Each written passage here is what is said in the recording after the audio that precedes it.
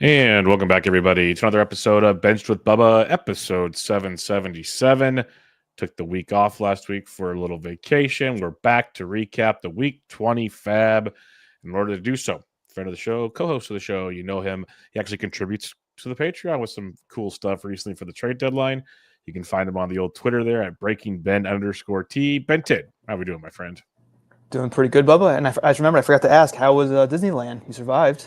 I survived. It was good. It's the second time we've taken the little one. It's a lot of fun watching it through their eyes, but the rest of it is chaos at times. But it's fun. Like I don't mind Disney as much as others do. I'm not like a crazy Disney adult like you'll see out there, but I don't mind it at the same time. So it was good. It was good. A lot, 25,000 steps a day, that kind of stuff. It'll keep you going.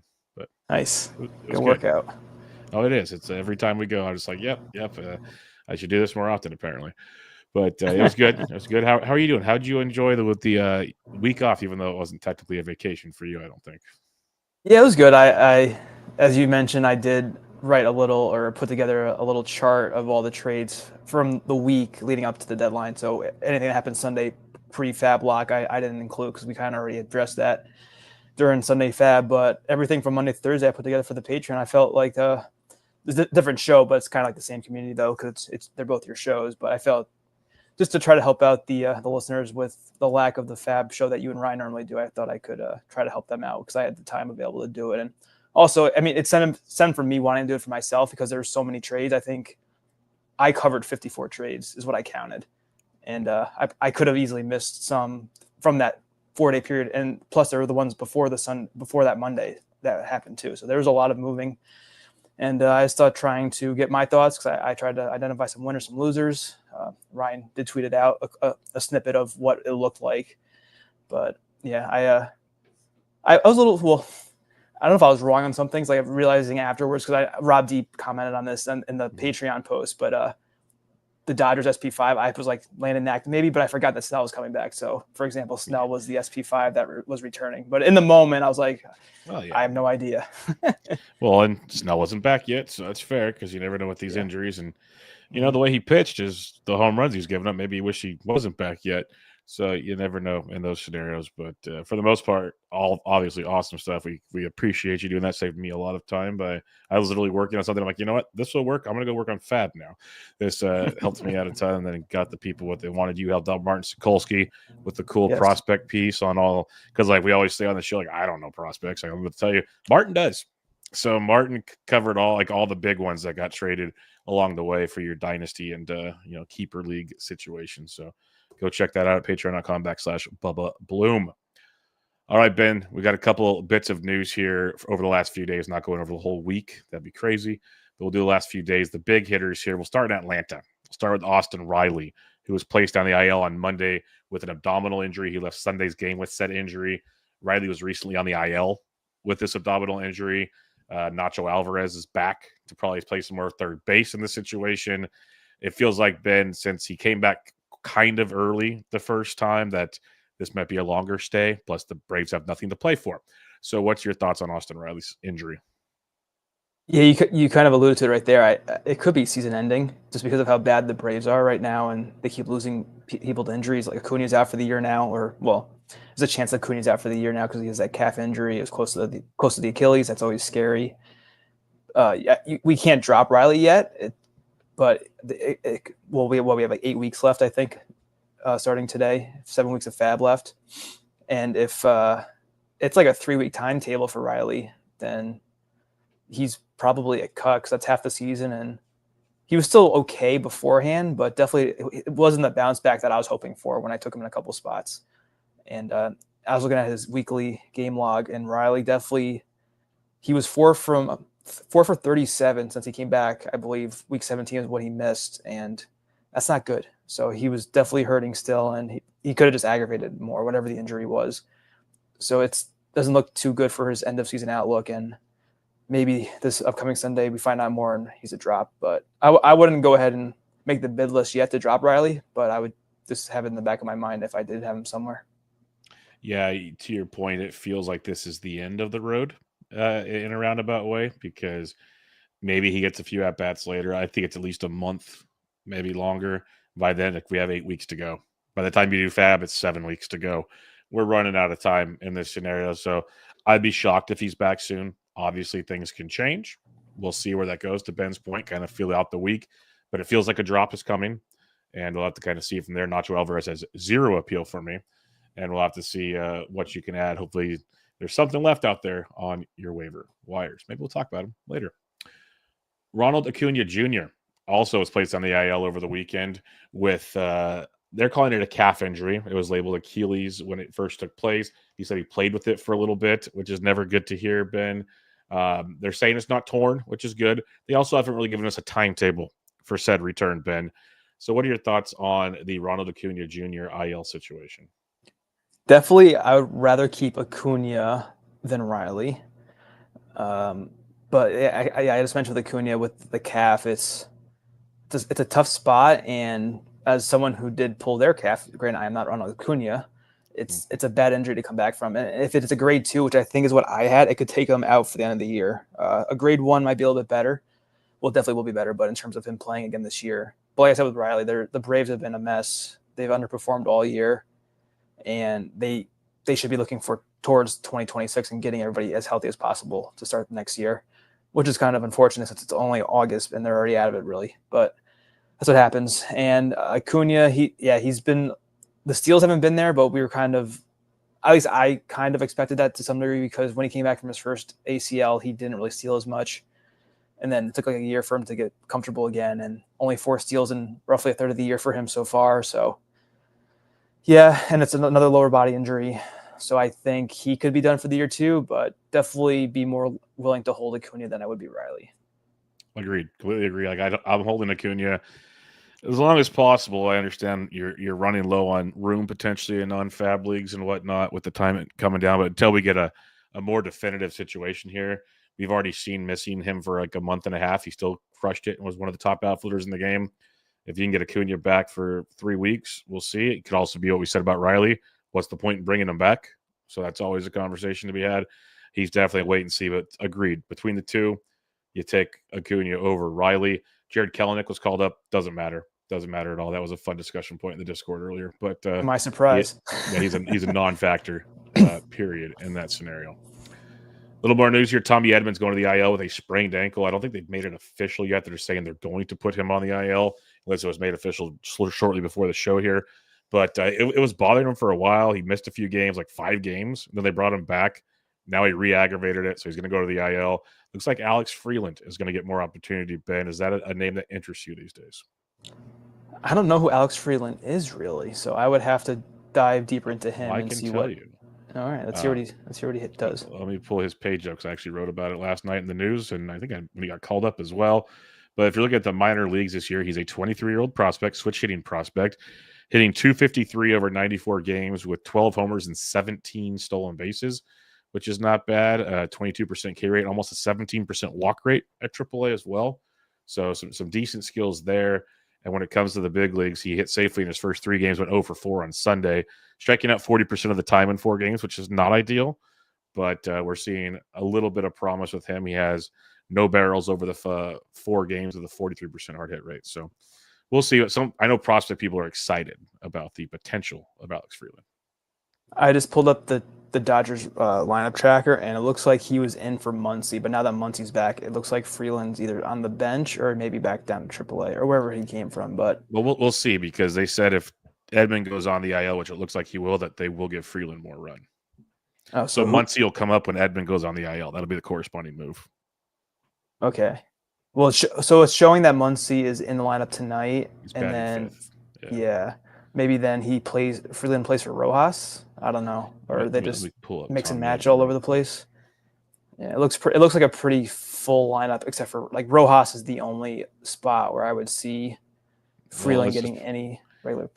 Let's put it this way: they're showing Muncy's in the lineup, which I've seen it with you. They still have not officially activated from the IL yet. At least there hasn't been an announcement yet. So it'll likely, yes, that's what I'm looking for. It'll likely be Edmonds or going to the IL if Muncy's coming off. Is what it'll likely be, because on tonight's lineup, I just had it here. At second base is Miguel Rojas, as you said. So yeah, so much for the Freeman idea. Oh my God, Miguel Rojas, come on, Dodgers! My goodness, sorry. Spoken like a true Giants fan.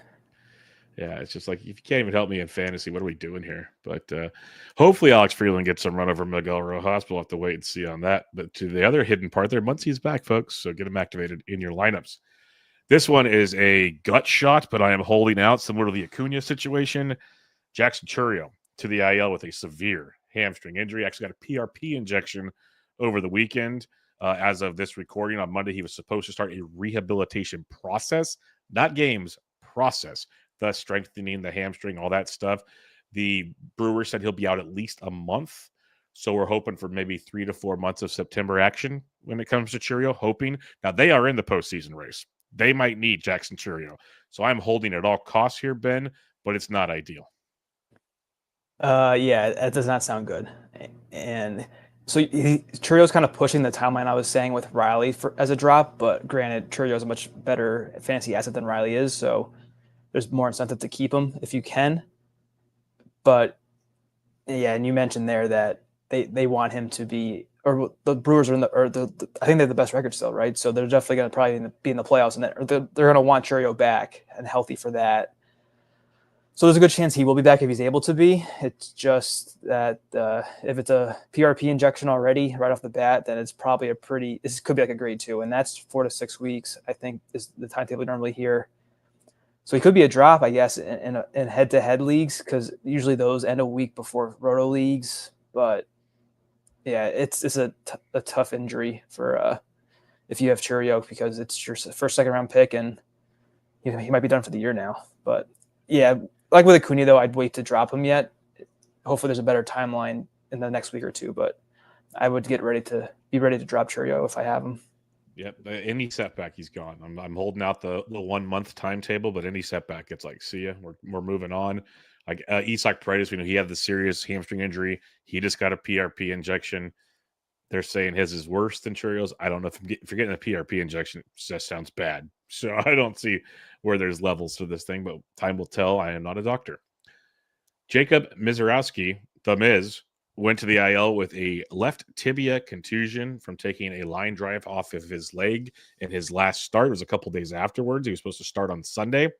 Logan Henderson got recalled, made the start. Wasn't great, wasn't bad. Like, he pitched fine, picked up the win. We'll talk more Logan Henderson later on this show.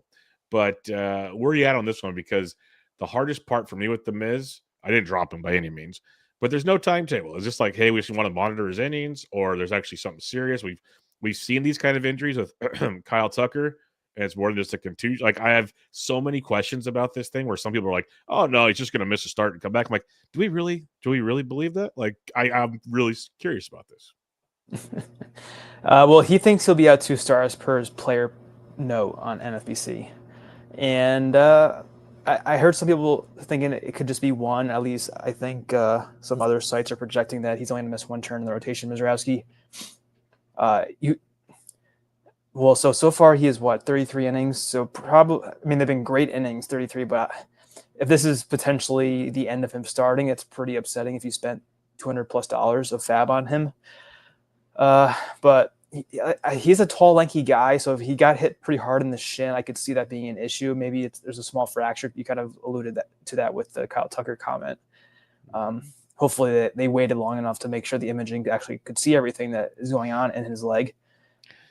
So you're definitely not dropping Miserowski. I think he could be back shortly, but it could end up being back to the bullpen. I don't know if they would do that, though. They probably, at least it's going to save some innings on his arm. I guess that's a silver lining if you want to look at it that way. It's just that you'd rather not have an injury be the way he saves his innings, but it could be a worse injury, I suppose, too. Could be worse. Yeah, they want him for the postseason. They do not care about our fantasy needs. We've already seen them get some, like, a 3-inning start here and there type stuff, so they don't care about that, which is totally fine. I'm not going to argue that at all. But it's just interesting. Like, everyone's just so sure. Like, hey, maybe it is. Maybe it's just a little, like, monitor his innings. He's back in 15 days. Cool beans. Like, I'm fine with that. I need more info. I guess I'm just like an angered old man. Like, I need answers. So before I start making those assumptions. But Logan Henderson, we will talk more about him a little later. Jonathan Aranda, fractured wrist, hoping to come back by the end of the season. Easy drop, Ben? Yeah, I dropped him in my home league that even has IL spots. I think he's toast.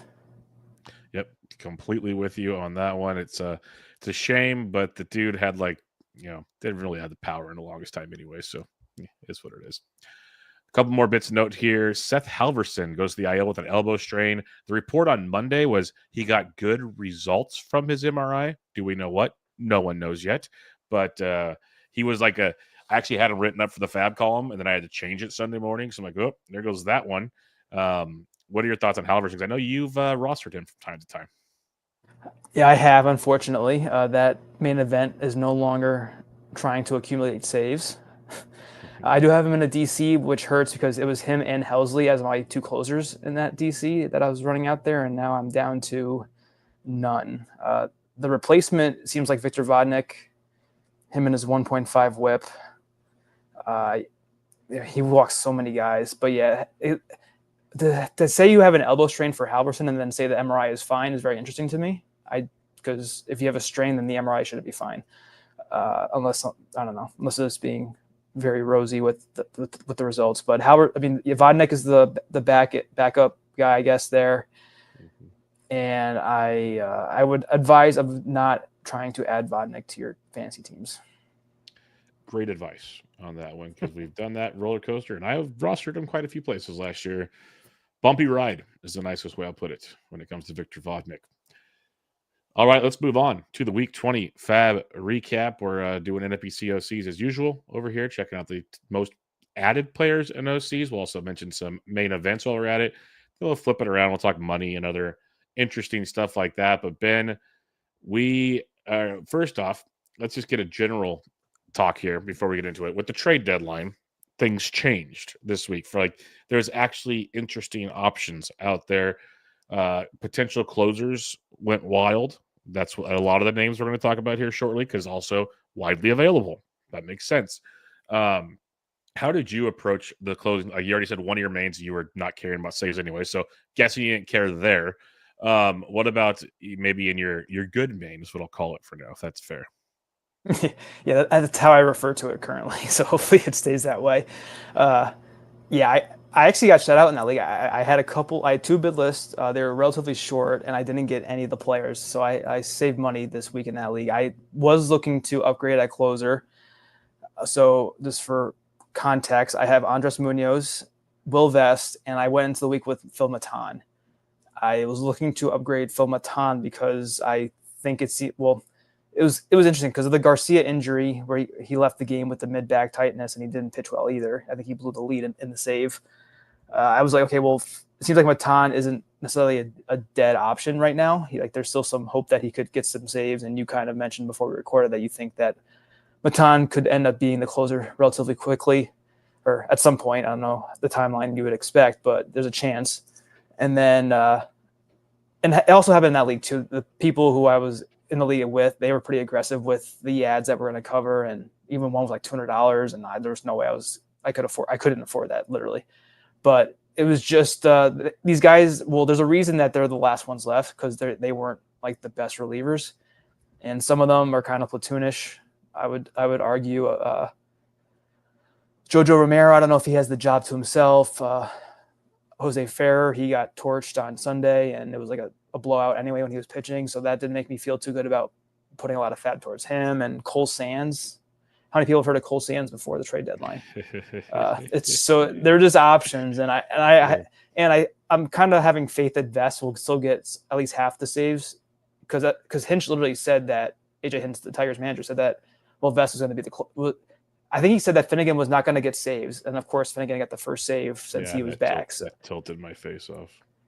So I left the week with Munoz, Vest, and Matan, even though I tried upgrading for Matan, but I don't know. It's people. I mean, the main event, these guys were definitely the main attractions too. So everyone was looking to replace their closers that they lost because there were a lot of changes in bullpens at this deadline. A lot of them for sure, which made, like you said, all those names that I guess you could spec, but what are we really getting out of this type question, which is kind of how I felt. It feels dirty, to say the least, with all that going on. But I did add some of those names that you mentioned because, well, here we are. So we're playing this game. To your Matan point, I still think he closes the last 4 to 6 weeks for the the Rangers. He's so much better. Garcia's blown his last 2 saves. Like, he's on very, very thin ice right now. So wouldn't be shocked if Maton gets 5-6 saves by the end of the season. So I hope so. That's the way I see it. I actually have an article coming out on Wednesday at Baseball HQ discussing that potential. But yeah, I think Robert Garcia's worn his welcome out. Could be wrong. Skills are still good, but he's not closing games, and that's what he has to do. Did you mention Luis Curvello in your article? Yes, I did. Yes, I did. I'm pretty sure I did. I mentioned one other option. I'd have to go back and check now. Actually, I'll tell you real quick. If we're going to do this, let me pull up roster research because I know the name was what the hell. No, I did not talk about Luis Curvello, and I understand why people did. I know why people did. I get it, and he could be the guy. Uncle Ted. That's why. No, I actually mentioned Danny Colombe because he's been really good at the back end of games, and like he could be the sneakier one of the two. But it just feels like Phil Maton. Like that's the dude. Like in reality, the guy I wrote up a long time ago, I'd like to see them do, but they made the trade, so it won't happen. I'd love to see them go to the minors and call up Emiliano Teodo to. That's the dude. I remember that guy. That's the dude, but I don't see that happening anytime soon. Or Kumar Rocker.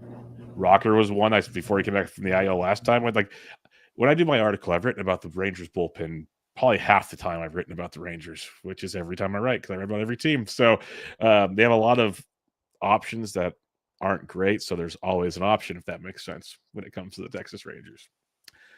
Speaking of options, let's get the party started. Jojo Romero of the St. Louis Cardinals was added in 190 leagues, as high as 131, as low as $1. So that checks out. There's 2 bids over $100, Ben. Most bids, let's just say 45 and less, which I guess I get it. Jojo Romero on the season has pitched 36 and 2/3 innings, has 1 save, 16 holds, which is good. 2.21 ERA on the year. And we're talking about a 12.4% K to walk. So where were you at on Jojo Romero? I'd have to let me see if I can look up to see where he was on my bid list because I had him second. Well, there were other players I would have had first than my first and my good main will say, but I had Jojo behind Farah. I think I mentioned this before. I don't trust that Romero would be the guy in St. Louis, mainly because he's left-handed. And unless you're Billy Wagner or Sean Doolittle, I know that Doolittle was dominant when he was good, but that's the point that I'm trying to make is that unless you're like a shutdown lefty, it's hard for me to imagine that you're going to get the full go, especially this late in the year when I don't know what the Cardinals' record is, but I feel like since they traded away Helsley, I think they're not really competing or they're not too serious of a contender. But Riley O'Brien's been a name that's been pretty popular lately. They also have Kyle Leahy, who could get some saves. I want to pull up his splits, Romero's. Let me see if I can find him real quick. Yeah, he's not terrible versus righties. Definitely much better versus lefties. And most of his, you can't actually go by that, but yeah. I think there's a shot that he's in the committee, Romero.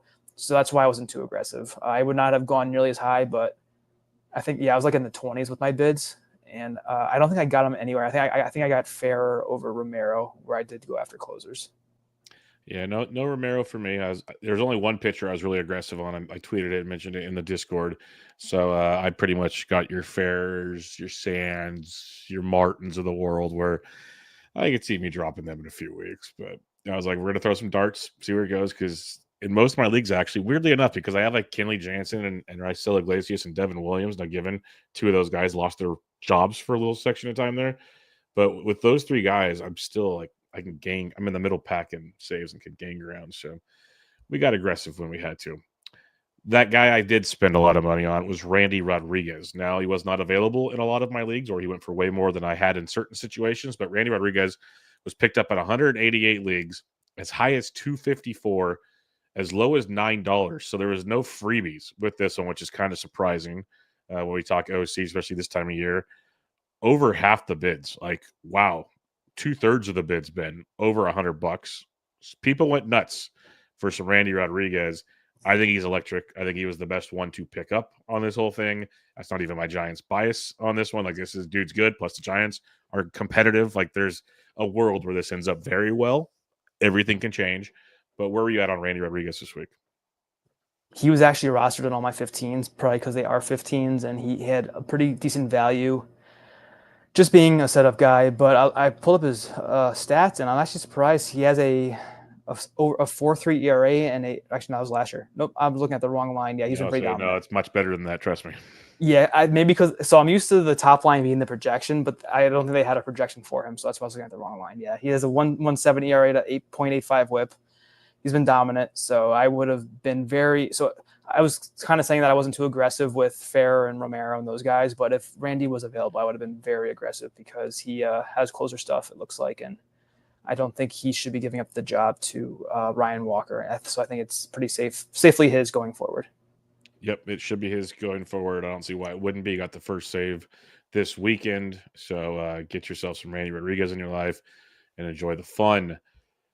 Next up, we have a bat, and I liked this bat quite a bit. I was not as excited about him as other people, apparently. He was lower down my bid list, so I did not get any Jacob Marcy shares. But he was picked up at 181 OCs, as high as 111, as low as $1. Jacob Marcy was the most added player in main events, picked up in 57 leagues, as high as 78, as low as $7. This is the young outfield prospect for the Miami Marlins. He really turned it on. He came up, played this team called the Yankees over the weekend, hits in all 3 games, doubles in all 3 games. Dude's got a ton of speed, like 57 stolen bases, I believe it was in the minor leagues, like 47, sorry. 14 homers, 47 steals at AAA. I think it's a great pickup. I'm kind of mad I wasn't more aggressive on him, but I like this especially. I didn't need speed as much as I thought, but maybe, who knows. What's your thoughts on Jacob Marcy? I've been talking with the Gills a lot about him last few hours because in the good man I do need speed. I'm looking at some of my other leagues. I did have Marcy on my bid list, but like $1 or $2. And so one of the issues with Marcy is, well, you mentioned the steals, which are hard to come by and very appealing, but his average is pretty bad too. He's a career 239 hitter in the minors, and so in one of my DCs, I was looking for a 10th outfielder or whatever it was, and I was looking at the Marlins for whatever reason, and I was between Marcy and Victor Mesa Jr., and unfortunately, I went with Victor Mesa Jr. on this DC. So when Marcy got the call, I'm like, oh wait, I think I drafted him, and I just remember looking him up in February, whatever it was, but I think I chose Mesa because of Marcy's average issues. Like in 2024, Marcy had 200 over 137 games.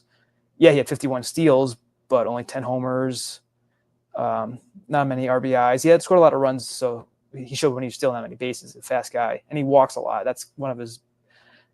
I think that's why he did so well over the weekend. He had like 2 walks his first game, and I think he had more throughout the weekend.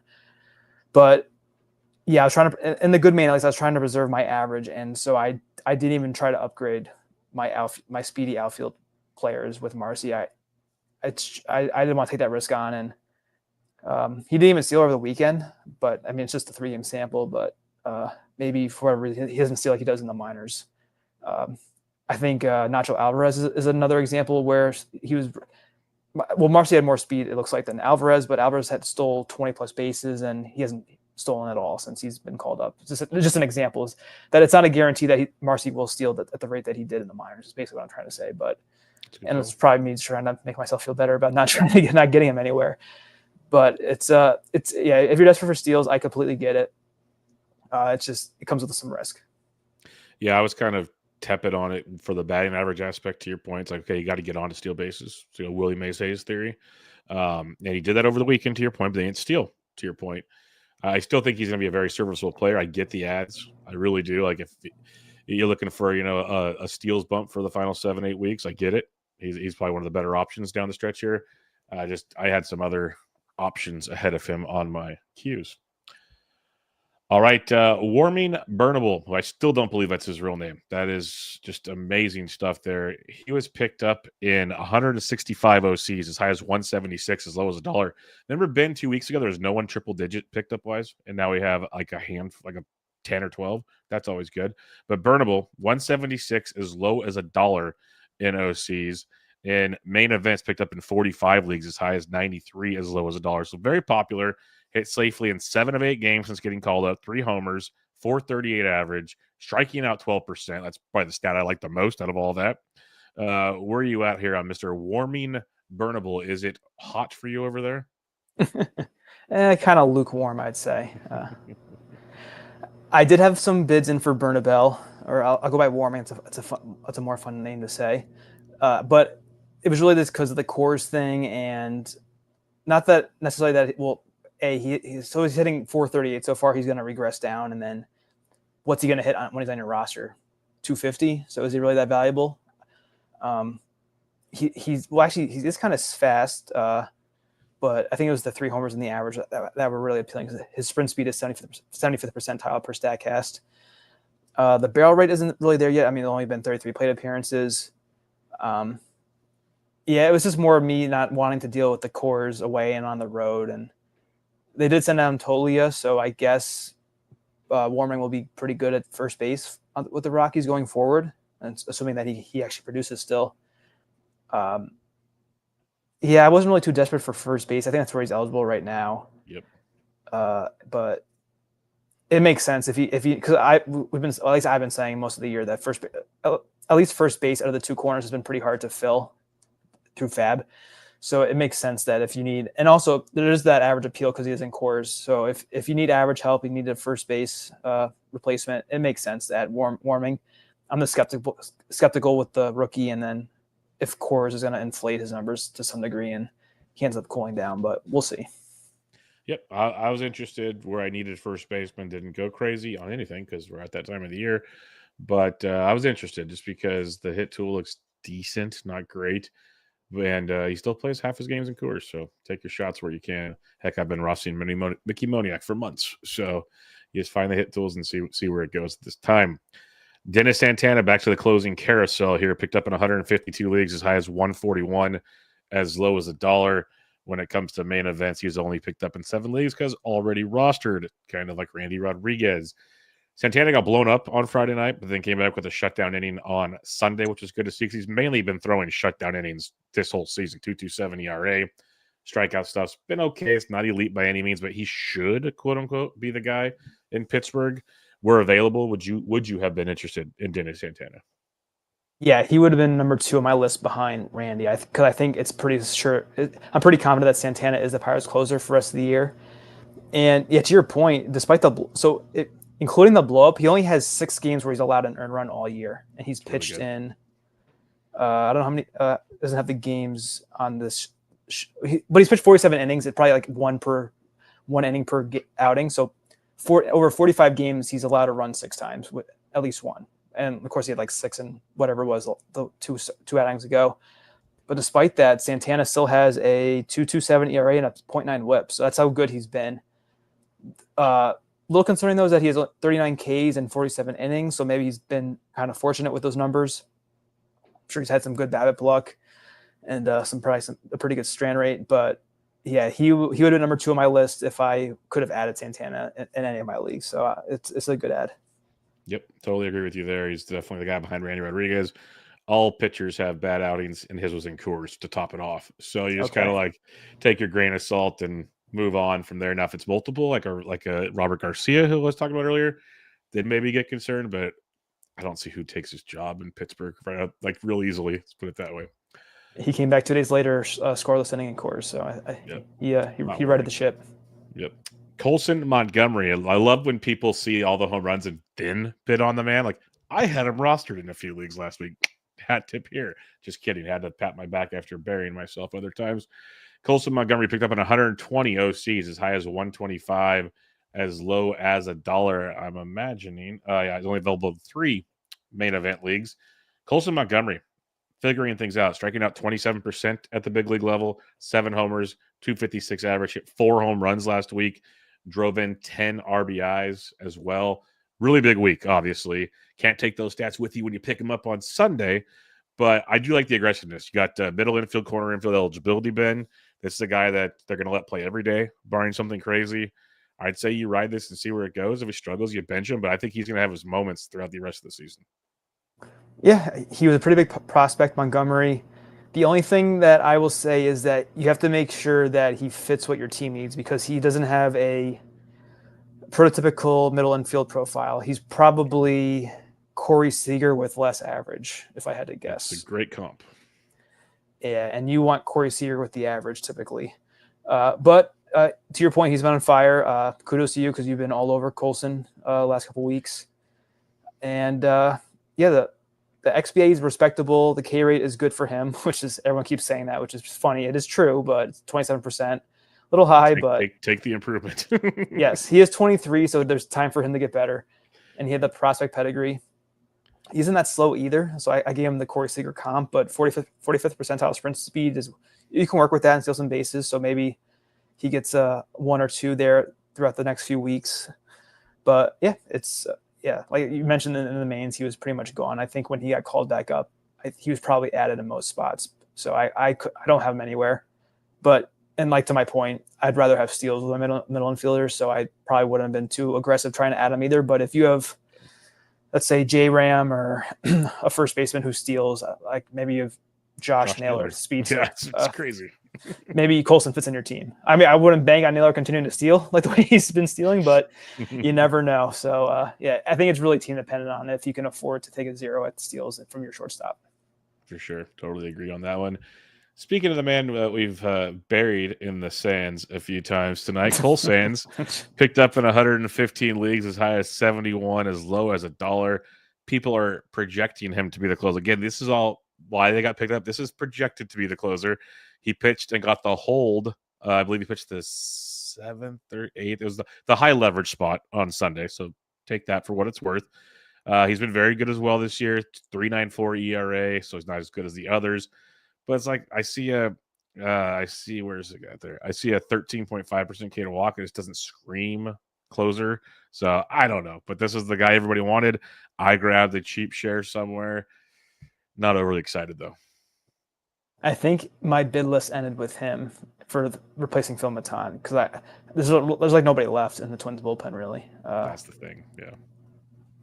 I think it was I forget which pod it was I was listening to today, but they were kind of amazed that Erasmo Ramirez was actually in the Twins bullpen. That was Scott Jinstead. Yeah, it was Scott. Yeah, I'm with him too. I did the same thing. I saw the box score and I'm like, wait a minute, like what? Where did he come from? 35-year-old Erasmo. Oh man, yeah, it's a blast from the past. Not a good blast. No. But yeah, you mentioned Sands K- walk, I believe. Yeah, what's he had? He has 39, kind of like Santana actually, 39 Ks in 48 innings. A little bit ERA just under 4, whip about 1.19, which it plays if he's getting saves. But the Twins are a shell of what they used to be. So how many games are they going to win? It could be few and far between. But if you're desperate, you need saves. So I get it. Yep, that's the way I looked at it. If you need saves, take your specs, see where it goes. Shouldn't have cost you much, hopefully. Some people did obviously pay a lot, but you can move on from there.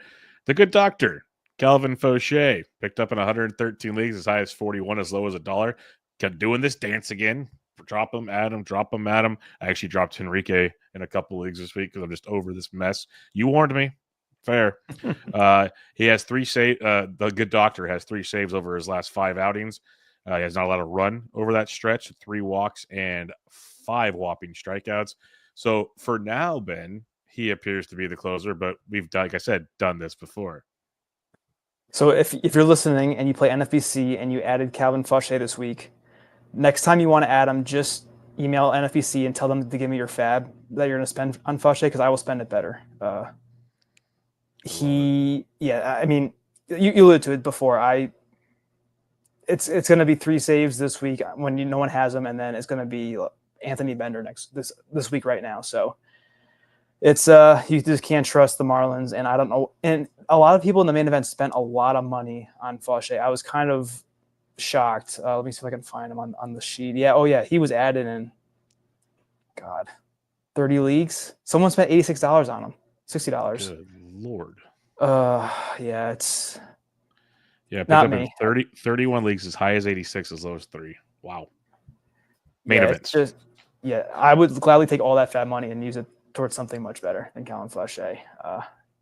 Like you're buying saves that you can't get because they've already happened. So actually, where is he? I want to see how many. So if you were to click on Foch's name and go to fantasy transactions, it's countless. Like He was added or dropped week 3, 4, 5, 6, 9, 11, 12, 13, 14, 15, 16, 17, 18, 20 across my 4. I'm in 4 leagues, and he's been added or dropped in all those weeks across my 4 leagues. So that's all you have to know about wasting FAAB on Kelvin Foch. The good doctor. Yes, he jabs again. That's how it goes on with him. All right, this is a name that we haven't really talked much about, but he's been on my radar every FAAB week, so I'm glad he's finally popping up here. I think it's because it shows how depleted the starting pitching core is when Mike Burroughs, who has been popular in the main events because of depth, not in the OCs, was picked up in 109 OCs, as high as 30. Then Burroughs is 3 straight starts at 2 earned runs or less, 6 of his last 7 2 earned runs or less. You want to go back even further, 9 of his last 11 2 earned runs or less. Like, he's been very, very effective so far this year. The strikeouts aren't bad. He's got 5 or more Ks in 5 out of his last 6 starts. Very serviceable stuff from the righty Burroughs. And he has a 2-step this week at home versus the Giants and at home versus the Reds, which obviously sparked the OC information there. Where are we at on Mike Burroughs? Like I said, I've mentioned him at the end of almost all my FAAB, like serviceable, not flashy, but finally getting picked up here. Yeah, he's been someone I've been looking at for a while. My 15 teamers, I never actually added Burroughs, but it makes sense that he was finally added now for the 2-start week. And his last couple of outings have been really good. Well, actually, last 3 have been really good. Total of 17 strikeouts over 17 innings, I think, exactly. So that's pretty good. Only 4 walks. He had a blow up versus the Twins before those last 3 starts. But, yeah, in a deeper league for a 15th, he makes a lot of sense to roster. I think I was just a little hesitant because he showed some walk issues here and there. The Ks weren't always there. And the other thing, too, that is kind of annoying is he's made 12 starts and has only 1 win, despite having a 3.88 ERA. And that's because he's on the Pirates. The whip's a little high, but Paul Skeen says, "What's up?" yeah. So there you go. That's all you need to know. But in a good 2-start week like this, it makes sense to add Burroughs. But I don't know if I keep him around in the 12. If you have some pretty big injuries, maybe you have to. But I wouldn't hold on to him after this week necessarily. Yep, I got you as well. Couple more here. You mentioned Jose Farah earlier, picked up in 106 leagues, as high as 51, as low as $1. Appears to be the first arm up in Washington. He has 19 holds on the season, which is pretty good. You see the 5.03 ERA, but it's a 3.07 Sierra, which is always promising. He has a 15% K to walk, which is sadly better than a lot of the guys we mentioned earlier as closers. You said you had Farah on your list, I believe. I could be wrong. What are your thoughts on him? Yeah, I think I did get him in 2 leagues, just as like a third bullpen option in case I didn't like my starter options. I do have him in a DC, so I'll be able to start him there. And so you mentioned the good. I think you mentioned the Sierra, correct, when you were talking about his annoying stats. The 307 Sierra, yeah. Yeah, that's really good. His xERA is 3.6, his FIP's 307, his xFIP's 326, so they're all very good. And despite not having the Ks, it's because he has almost a 60% ground ball rate, fair. And he throws really hard. But I think he's one of those sinker guys where, for whatever reason, a 99 mile per hour sinker doesn't get strikeouts in the majors. I don't know why, but it doesn't. So that's why he has a higher BABIP, a lot of ground balls, not a lot of strikeouts. I don't think the swinging strike's very good either. Well, it's 10.8, so maybe he's been a little unlucky with the strikeout rate. But yeah, he's going to be the guy. And I think I mentioned this too. I kind of lowered my bids in the good main because how Farah pitched yesterday, Sunday, and it was a blowout, and he gave up 2 runs, so it didn't look too good. But I think it's definitely his job more so than Romero's or Sands. So that's why I would have preferred Farah versus those 2 guys, for example.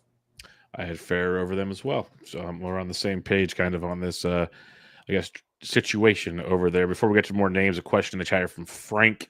He says, "Is Andrew Sfrank the D-backs closer? Should I bother?" I'll say this much: on Sunday, Graveman, Sfrank, and John Curtis all got holds, while Kyle Nelson got the save. So if you try to figure out this bullpen, good luck. I don't know if you have anything else on this situation. Sfrank has, a small sample with the big league level. At the minor league level, we saw a 3.3% K to walk. Does not scream that we're looking at closing here. So what are your thoughts on this question? Yeah, I don't know yet. So right before we recorded, I actually saw on MLB Network that Ginkle went on the IL. So I made a note on my phone to be mindful of who the closer is for the Diamondbacks going into next Sunday. But yeah, I'm not sure. Look at their bullpen. I guess Graveman could be the guy if they want to go with the old tried route. Yeah, the experience route. But no, I don't really recognize. I recognize Graveman, Curtis, Beeks, and Jake Woodford, and that's it. So, and they're all not that good. Yeah. Times are very, very tough. But yeah, I'm not thinking he is. He doesn't have the quote unquote stuff to do it, but time will tell in Arizona. And honestly, curious how many games they actually win going forward the way they sold the farm this go around. Let's talk about Logan Henderson. Mentioned it earlier that he got called up on Sunday to make the start for the injured Miz. Picked up at 98 OCs, as high as 146, as low as $1. I know I'm in the Henderson game this upcoming time. 10 main event league, 63 high, 27 low. Where were you at on Logan Henderson? Because I guess it comes down to, do you believe he sticks? How many starts does he get, et cetera, et cetera? He was already added in my 15s. I think people were just stashing him. I actually did drop him in the listener league eventually after a while because he wasn't getting called up. I was like, okay, I'll take a chance on somebody who's actually in the majors finally. But I think we kind of talked about it when we covered Miserowski's injury at the start of the show. I think he's only up as long as Henderson's on, or Miserowski's on the IL, and it sounds like 2 starts at the max. And then he's probably back in the minors. The Brewers have Peralta, Quintana, Woodruff, and Priester. So unless Miserowski goes to the bullpen, I think Henderson's back in AAA in a week or two. So if you okay with the stream, I'm fine with that. But I wouldn't expect 8 weeks of production from Henderson, unfortunately. Yeah, that's why I we'll go over the bid. I think the most I spent was like $13. So I was like, I'll stream him. We'll move on, see where it goes from there. I hope he sticks. I hope they find a way, but I don't have any faith in that the way it has gone thus far. Andrew Vaughn, people have woke up to this in OCs. Picked up in 94 leagues, as high as 119, as low as $3. Blows my mind when that one took that long to get there. He's picked up in 2 main events, as high as 188, as low as 42. Since joining the Brewers on July 7th, Ben, Andrew Vaughn is hitting 373, 6 home runs, 13 runs scored, and 24 stolen bases while striking out 13% of the time. By far, one of the best hitters in all of baseball for the past month. It's insane to think about. So where are you at on Andrew Vaughn? Probably long gone in your 15s, but pretty crazy. Picked up in over 100 OCs this week to me. Yeah, I don't know what they were waiting for. I guess zero clue. Well, I guess in their defense, it's a pretty bad defense. There was uncertainty with him platooning around the All-Star break, and then 12s or 12s. So I could see it, but the second that Jake Bauers went on the IL, like, you got to freaking make that move. Yeah, so kudos to whoever added Vaughn before this week and the OCs. And to your point, he's been added in my league since the earliest one was July 6th, and here we are August 4th. So people were already – it was like, week 16, 17, 18, he was added. So he's been gone for the last couple of weeks in my leagues. I have him in two the spots, actually, luckily. So I can – even though the one is the listener league, which is doing really well, but at least we have a first baseman now off the free agents, off the waiver wire that's been productive. So it's been very useful to have Vaughn. And I think people were just wondering what would be with Luis Robert if he were to get out of Chicago the way that Vaughn did. Maybe he would be having a stretch like this, but I have to wait and see.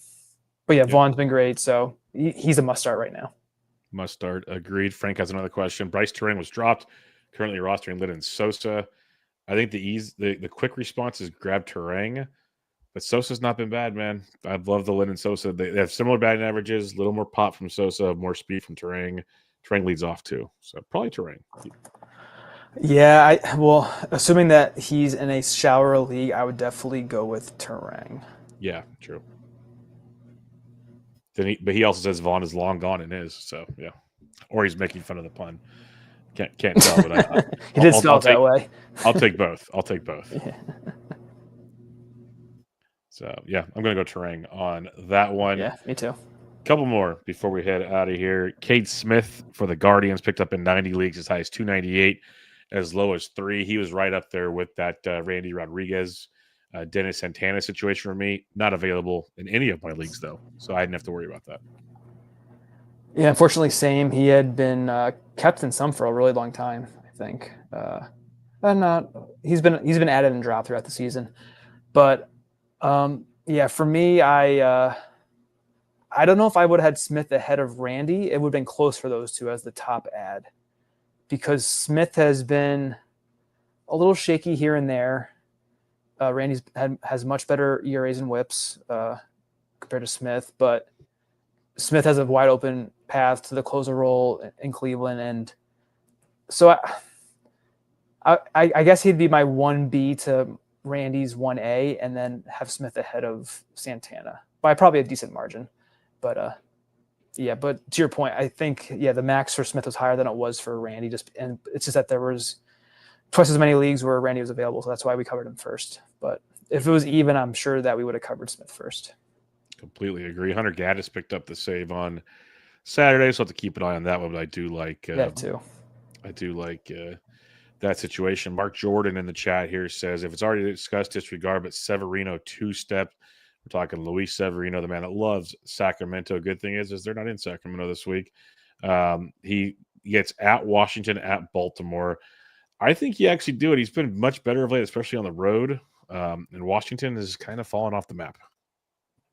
All right. So my initial hunch would be to say no, but I'm going to look at how he's been doing lately under the hood, quote unquote. Yes. Actually, a little bit better. Yeah, you're spot on, Bubba. If you're desperate, I would not have been actively seeking out to use Severino. But to be real, I haven't tried to roster him, period. So I didn't want to. I wouldn't have to worry about this. But to the question, yes, I'm with you. Yeah, I wouldn't have looked for it, but if it fell on my doorstep, sure.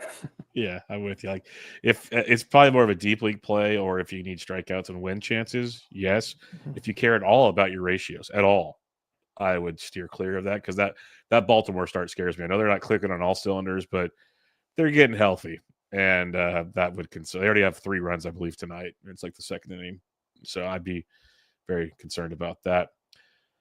All right, the Lynden Sosa is a popular pickup. Jack Perkins, I was going to get your quick thoughts there. Got moved to the rotation, picked up in 73 leagues, as high as 33, as low as $1. Were you interested in Jack Perkins at all? Another guy who was probably long gone in your main events. I think he was available. He was available in 2 spots, actually. There was a time where he was picked up in 45 mains. Yeah, so he was wide available. That's Blake Perkins. Never mind. 12 main events. Sorry. Yeah. It was funny. Waxman actually labeled the Blake Perkins tab as the good Perkins. Yeah, he had 3 walks on Sunday, Jack Perkins. He had 3 walks the outing before that, and only 5 innings both times. So once I saw him struggling, I go, well, someone's going to like him a lot more than I will. So I actually removed him from my list. I would have been a lot more interested if he was going to be the closer, honestly, for the Athletics, but it looks like he's going to be in the rotation, filling in for JP Sears instead. So I kind of just lost interest because I'm trying to avoid Sacramento if I can. Completely agree on all fronts on that. Some of the most money spent, Raisel Iglesias was popular. Then you got your Kade Smith, your Randy Rodriguez. Chase Burns was picked up in 1 league. Michael Sroka picked up in 36 leagues, as high as 180, as low as $1. It was 180, then 70, then 50, then 38 and below Ben. Sroka goes to Chicago. Better defense behind him. He's pitching now. He's got 2-step pitching tonight against, I believe it's the Reds. Yeah, Reds tonight in Wrigley, then at St. Louis. You've kind of been I know you got me onto him early in the year. Soroka's been pretty good and maybe underachieving a bit. Were you interested in him? He's gone in 15s, but my point being, would he have interested you? Yeah, he's actually, I'm starting him in my 2 best FAAB leagues, which are the lit ones where I have him only. So I think I have him in a DC as well. But yeah, to your point, he's got a 113 whip on the year and a 4.87 ERA. So he's been pretty unlucky with allowing base runners to score. But yeah, so him going to Chicago is very welcoming. He hasn't pitched that well lately, Sroka, but the matchups were pretty good, and it makes sense that he was added where he wasn't already added in the OCs. He's someone I would actually look to hold on to, even in 12s after, assuming that all goes well. I don't think there's a chance it does hurt, but I think he'll probably be fine, and I would hold him through the week. All righty. Alex Vessie was another one that kind of stood out. Vessie was picked up in 26 leagues as high as 121. The Dodgers closing situation, to say it's been a bit murky would be an understatement, I believe. Trinan came back. He has struggled tremendously. Vessie has been decent when given the shot. It's a pure spec play, but we've talked about a lot of spec relievers right now. Over his last 2 outings, he has a save and a hold. So were you interested in a guy like Vessie, or is this just like a random situation here? I didn't even look at the Dodgers closer situation, honestly. It's fair. It's fair. If they don't have a set closer, then I don't really want to deal with it, honestly. I don't disagree with that as well. And he's the lefty, so he would, out of all the options, he would have been low on my list, honestly. It's totally fair on all accounts, honestly. All right, we'll wrap it up there, Ben. Let's talk about our ad drops if you're ready to do so. As it was, we got most of the closers, I think, out of the way there. Yeah, it was probably 50 closers, everybody else, and that was quick. It's almost been an hour already. Didn't feel like it. Yep, flying by. Yes. Okay. Yeah, I have my stuff ready. So here's where I first added Jose Farah, New Jersey, Maine. Added Farah, dropped Piante, 24-17. Then I added Johnny DeLuca, dropped Marcelo Meyer, 6-5. And then lastly, I added Jake Fraley, dropping Ben Williamson, 3-0. Main event 2. This one's fun. So this one has like no fab left, and so they're all $1. Brooks Lee dropping Bryce Matthews, 1-1. Dalen Lyle dropping Max Kepler, 1-0. Chase Mydrop dropping Nolan Jones, 1-0. Shane Smith dropping Richard Fitz, 1-0. And then Ryan Gusto dropping Reese Olson, 1-0. So $5, 5 ads. Main 3. Oh yeah, I was shut out on main 3. I was looking to either upgrade Matan or I was actually going to drop Schlittler in this league for Pablo Lopez, but I was outbid on Pablo. I was a runner-up. I was pretty upset about that one. But and I was also I didn't actually make the move, but I was considering adding Edgar Caro and potentially dropping Ben Rice because I need average. So it crossed my mind that I was like, okay, well maybe I want to keep Rice as my backup first baseman and then go with someone else as a drop. I didn't know who to drop for Caro, so I passed. But it crossed my mind. That's kind of where I am right now. Even though it's Rice, I love Rice, and he's playing a lot more. It's the average is kind of hurting a little bit. And then lastly, in the listener league, I added Farah again. I dropped Reese Olson 8-2, and then I added Blake Perkins, dropped Parker Meadows 4-0.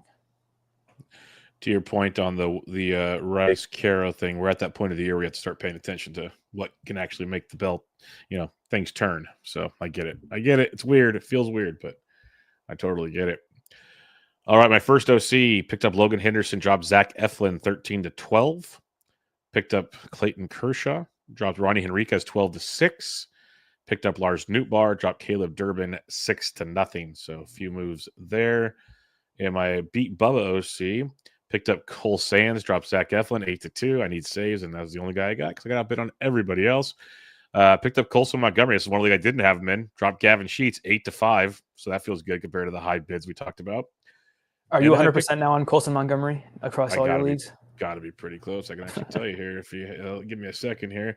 Because it's at least got to be close to 50 because you can't count the OC. I mean, you can't count DCs. DCs, that's what I meant. Where the heck are the stats? I'm an idiot. I was looking at transactions. Player shares. Let's just take on the OCs. Let's just go straight to Montgomery. He's on half of my OCs. When it comes to my auctions, he is on all of my my OLAX. So it's probably close to 50% overall. When we look at the brass tacks of it, he's been well added in this scenario. And then my final ad in the Beat Bubba OC, I picked up Britton Doyle, dropped Willie Castro 8-3. I love Slick Willie. Playing time is suspect as I'll get up these days. He's played more than I thought, I'll be honest, but I don't feel great about that situation. And maybe I'm just playing the Coors card. Maybe I'm just taking a chance, but I know it was Coors Field over the weekend and Pittsburgh Pirates pitching. But as a whole, Doyle's starting to wake up, it appears like, Ben. Since July 19th, he's played in 3, 6, 9 games. He's hit safely in 7 of 9 games for a 452 average, 1 homer, 1 steal. So you'd want more power, but he's hitting the ball, 24% K rate, which I'll take as well. 12.5% barrel and the 50% hard hit rate over that stretch. So I'm hoping he's waking up and we get about month and a half, 2-month run from Brenton Doyle, so I was willing to take the chance low this time at an OC were available. 250 standalone for a 12er. Got Logan Henderson, dropped Charlie Morton. I had extra money in this league, so got him 28-17. And then I picked up Andrew Vaughn, dropped Matt Shaw 27-0 in that one. In the Bubba the Boom Vegas League, picked up. I had a lot of money in this league because everyone's been outbidding me all season. Got Brenton Doyle, dropped Brett Beatty 33-9. Got Logan Henderson, dropped Reese Olson 22-5. Got Cole Sands, dropped Zach Eflin 12-6, and got Corbin Martin. This is what I want to get your thoughts here because I'm regretting it already. I dropped Ryan Helsley. Where are you at on the Ryan Helsley situation with the Mets? It would have been tough to drop, but I probably would have. I'm playing him in my DC because it's a DC. Yes. Because there's a chance of he gets a save, and my pitchers are terrible otherwise. But in a FAAB league, and was that an OLAC you said? Or it was a 12. It was a 12 team. Like I need saves. I can't. I'm not playing ratios and strikeouts there. Yeah, I'd cut him. Yeah, I agree with that. That's where I was. Okay. That's where I was. I'm like at 15s, I could see like that's why Randy Rodriguez was rostered and all those guys. Like, hey, if I can get ratios and strikeouts, maybe sneak into something cool. But in a 12, I'm like, Helsley's not doing it for me, and that's it hurts. Like I do have him in my 15s, but in the 12, that was tough. Bubba the Bloom Listener Auction League picked up Joey Loperfido, dropped Gavin Lux 23-5. Loperfido's been swinging it really well of late. Picked up, and he gets Coors for 3. Picked up Johnny DeLuca, who's back because I need steals in this one. Dropped Masataka Yoshida 21-3. Picked up Cole Sands, dropped Zach Eflin. That's been a trend, 18-5. Picked up Corbin Martin, dropped Bailey Falter 14-5. I did not get, as you can tell, a lot of the suspect closers, Ben. And then in my OLAC, the one that made me so happy, I only got one move this week. Picked up Randy Rodriguez, dropped Reese Olson 99-99. So that felt, and I'm in 4th place. That was one of the big dogs ahead of me. Even better. That's why I felt so good. I'm like, oh God, that feels good. Yeah. So it was well done. Yeah, it wasn't like I'm in 11th, and no. This was we're battling towards the top. It's that one I've been telling you forever. Like it's just a couple points, just moves us all over the place. And I'm literally, I think I can make like 5-ish, maybe 6 points up with like 8 saves throughout the rest of the season. Like we're going for it. Like that's where I saw we're spending money and seeing what happens on this one. Not a dime too much either.